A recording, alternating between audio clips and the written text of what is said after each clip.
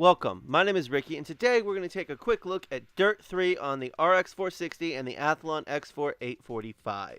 First, let's do a quick rundown of the graphics settings. So we have the set at 720p, times 8 MSAA, VSync is on, all of the settings are as high as they can go. This is the Ultra preset, and if I could turn up any more, I would. Okay, so we're going to do some head-to-head stuff. We're going to do a head-to-head competition. One of the things you need to know about Dirt 3, because that's the game we're testing, is that it is really, really well optimized. And looks really good for a game from 2011. No, forget that. It looks really good, period. However, and here's the downside. Did she just... Yes, she did. Okay. Jump! However, it is no longer for sale, probably due to licensing issues. That's the prevailing, that's what's said online frequently, is that it was licensing issues. So, but good. I still thought it would be interesting to kind of look at it, at least from a standpoint of, you know, a really good, really well optimized racing game. Because here's the good news, Dirt Rally, a game I have not played and really probably won't play because it's more designed for those people who really like the hardcore sim stuff, and I'm more of an arcade guy myself, which is why I love games like this or Forza Horizon 3. But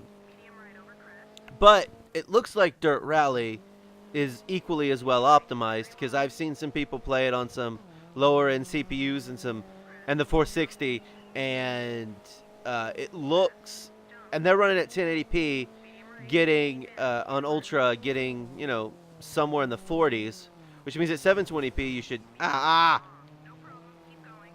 that was my plan, was to keep going. Running it at so at 720p it should run at like 60 frames per second, but I don't have the game to test it myself. Also, the test I saw was done on the 4 gig version of the card.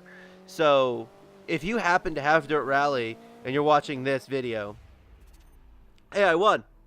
I'm not done yet, but alright. So if you happen to have a copy of Dirt Rally and can tell me if it runs at 60 frames per second on Ultra at 720p, the 2 gigabyte version at least, you know, let me know in the comments, because I would really like to know. It looks like it would, but you never know, simply because oftentimes the Ultra preset is really the same as like the high preset, but like the graphics look better.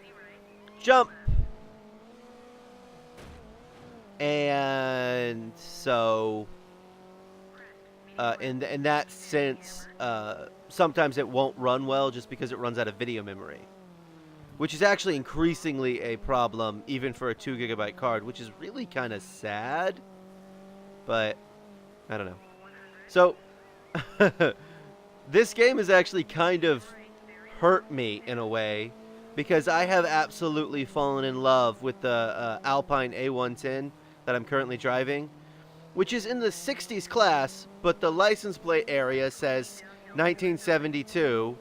And the most iconic version of the car is the 1600S, which is the car that won the first World Rally Championship. But it is also a car from 1973, not the 60s. And it looks like the 70s version of the car. So, I don't know. But it's my favorite car in this game. It's my favorite car in Horizon 3, for that matter. Because as it turns out, you can turn Forza Horizon 3 into a rally-esque game if all you ever do is use rally cars from races, and you just set up all the races to be rally races. Rally-esque races, because, I mean, they're not going to be true rally races. Because even the point-to-point races they're everybody races at once. So, wait, hang on. That actually was a lot closer, and not a good time for me. I'll be honest with you. Usually I get under 2 minutes in this course. Okay, last race. Now, I haven't been paying much attention to the frame counter, but it should have just stayed at like 60-ish frames per second. Although, since I'm using RTSS for my frame counting, it actually doesn't round up, so it's all decimals, so it's like 59 point something. But if it has dropped any, it's because I'm doing screen recording, and screen recording at 60 frames per second requires a lot more CPU usage than it does at 30 frames per second.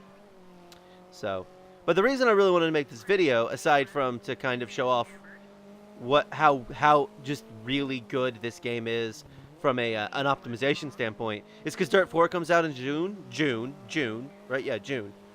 And I'm really looking forward to it because they have, well, what they're saying is that it's going to be the best of both worlds. That it'll have the arcade version of, it'll have an arcade handling plus sim handling, which is good news for those weird people who want to have, like, I want it to feel like I'm actually driving a car, and I'm like, it's a video game. That's my opinion.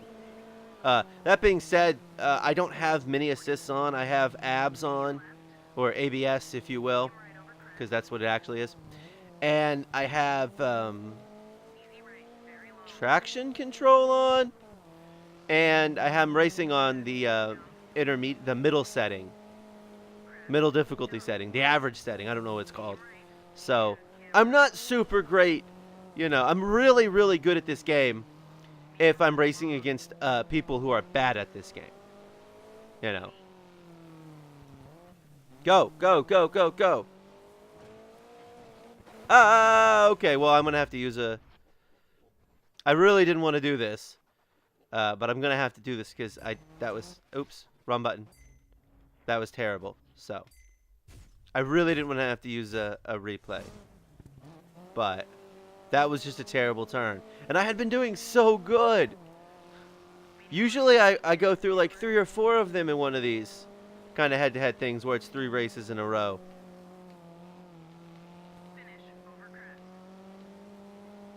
Oh, that was tight. That was way too tight, in my opinion. Again, not sub 2 minutes. I can usually do sub 2 minutes.